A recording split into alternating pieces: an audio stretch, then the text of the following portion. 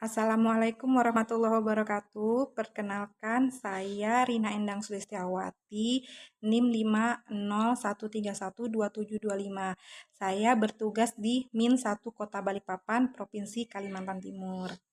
Di sini saya akan menjawab pertanyaan-pertanyaan untuk diskusi satu ini, yaitu yang pertama, apakah masalah pendidikan dan hasil penelitian dalam artikel tersebut juga terjadi di daerah atau lingkungan sekolah Anda? Saya mengajar di Min 1 Kota Balikpapan. Adapun deskripsi daripada madrasah kami yaitu terletak di pinggiran Kota Balikpapan, tepatnya di daerah pantai. Nah, kondisi masyarakatnya sangatlah heterogen. Sebagian besar orang tua wali murid bekerja sebagai nelayan dan pedagang. Adapun persamaan kondisi madrasah kami atau sekolah kami dengan sekolah yang ada pada artikel 1 maupun di artikel 2, yaitu pertama itu tentang tantangan kualitas pendidikan.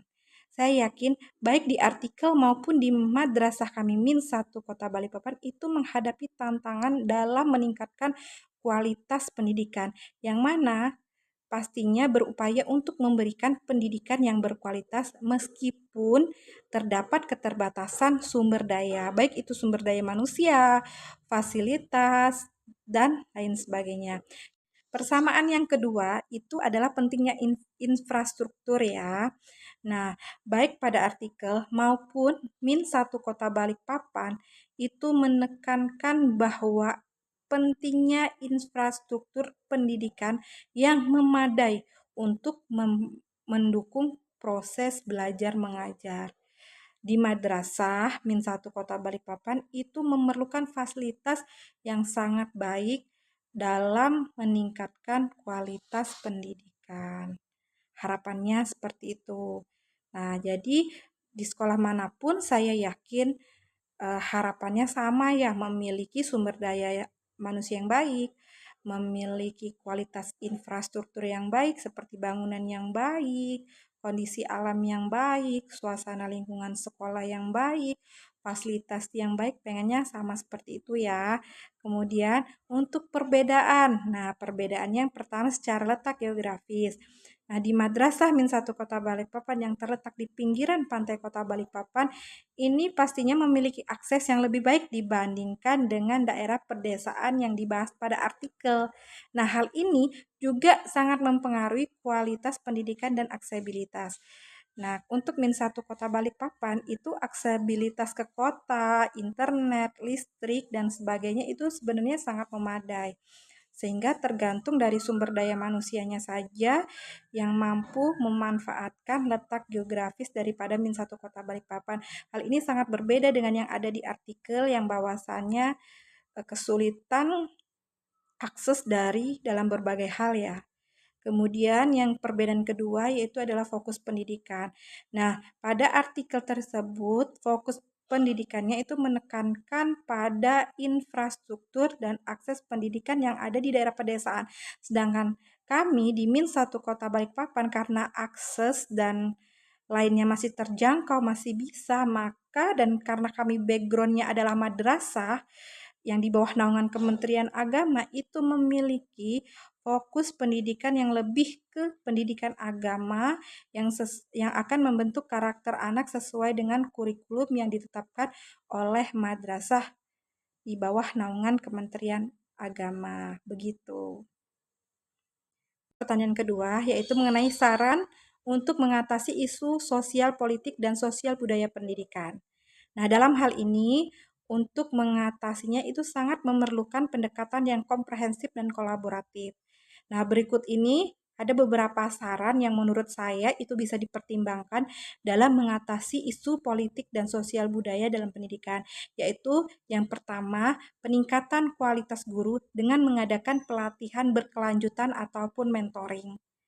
Nah, dalam hal ini kan bisa meningkatkan sumber daya manusia, sumber daya guru, dan sumber daya lainnya yang ada di lingkungan sekolah.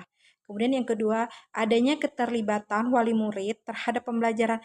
Misalnya dengan diadakan komunitas wali murid dalam ataupun untuk berdiskusi seperti bimbingan parenting, diskusi mengenai pembentukan karakter anak, diskusi mengenai perkembangan anak.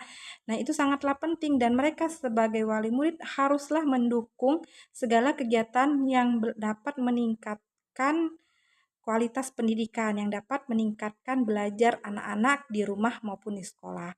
Yang ketiga, saran yang ketiga yaitu kebijakan pendidikan yang inklusif.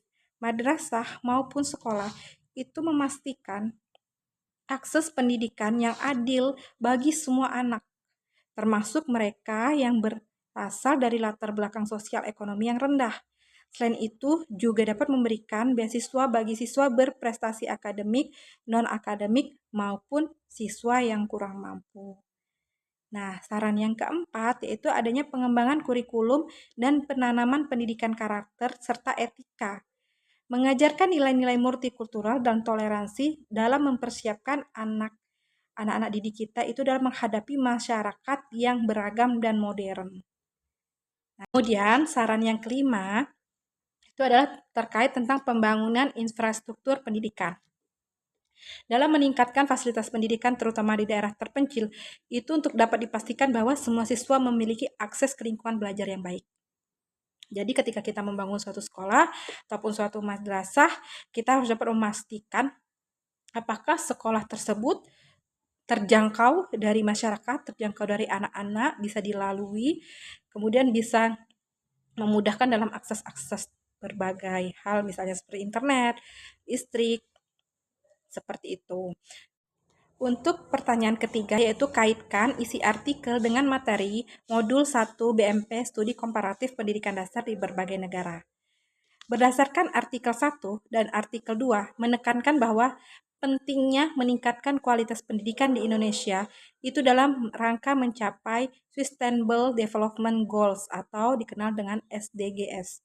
Nah, meskipun pemerintah telah melibatkan berbagai pihak baik sektor swasta, masyarakat dalam program pendidikan, tantangan seperti ketimpangan jumlah guru dan kualitas pendidikan yang masih belum optimal, sehingga masih menghambat pencapaian tujuan.